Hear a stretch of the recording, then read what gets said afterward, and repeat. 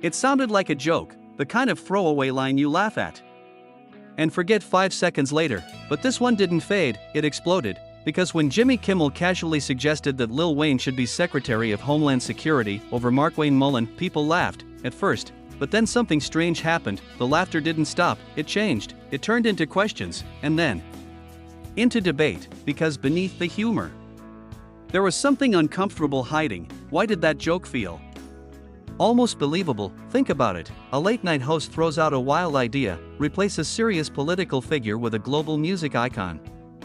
It sounds absurd, ridiculous, impossible. But in today's world, is it really? At first, the audience reacted exactly how you'd expect.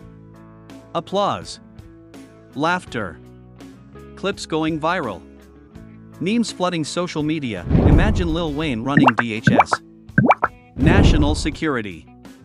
But make it a concert. It was entertaining, it was ridiculous, but then the tone shifted, because someone asked a simple question: what if this isn't just a joke? And suddenly, everything changed, because jokes, especially from people like Kimmel, don't just come from nowhere, they reflect something, a mood, a frustration, a deeper conversation people aren't saying out loud, and that's where the tension begins.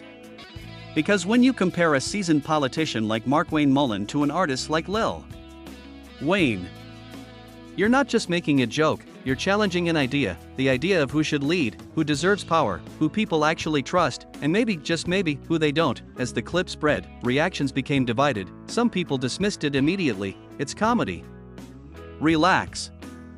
Others leaned in: wait, what is he really saying?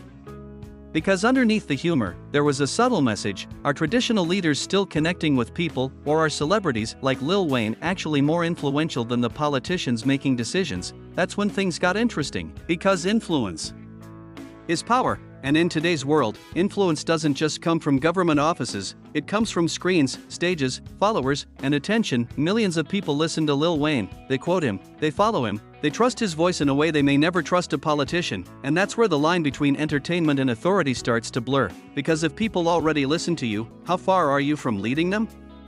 Now pause for a second, this isn't about whether Lil Wayne should actually run DHS, that's not the point. The real question is, why did so many people entertain the idea? Why did it feel possible? Because somewhere along the way, the definition of leadership started to shift. It's no longer just about experience, or policy, or qualifications, it's about connection, visibility, relatability, and in that world, celebrities are already winning. As the conversation grew, more voices joined in. Some defended Kimmel's joke as satire, a way to highlight frustrations with politics. Others saw it as something more dangerous, a sign that seriousness is fading, that the lines between reality and entertainment are dissolving. Because when you can joke about national security leadership and people don't immediately reject it, what does that say about trust? What does that say about the system? And more importantly, what does that say about us? That's when the real twist hits, because the story isn't about Kimmel, or Lil Wayne, or even Markwayne Mullin, it's about perception.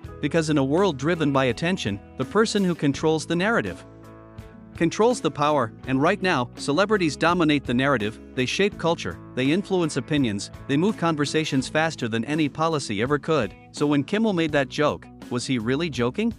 Or was he exposing something we don't want to admit, that people are losing faith in traditional leadership, and looking elsewhere for voices they can believe in? Because if that's true, then this moment isn't funny anymore, it's revealing, and maybe even unsettling. As the debate continues, one thing becomes clear: we're not just watching entertainment anymore, we're watching the boundaries shift between celebrity and authority, between influence and power, between what's real and what feels real. And once those lines blur, there's no easy way to redraw them. So now, here's the question that lingers: if a joke about a rapper running Homeland Security can spark this much conversation, what does that say about who we're actually ready to trust with real power?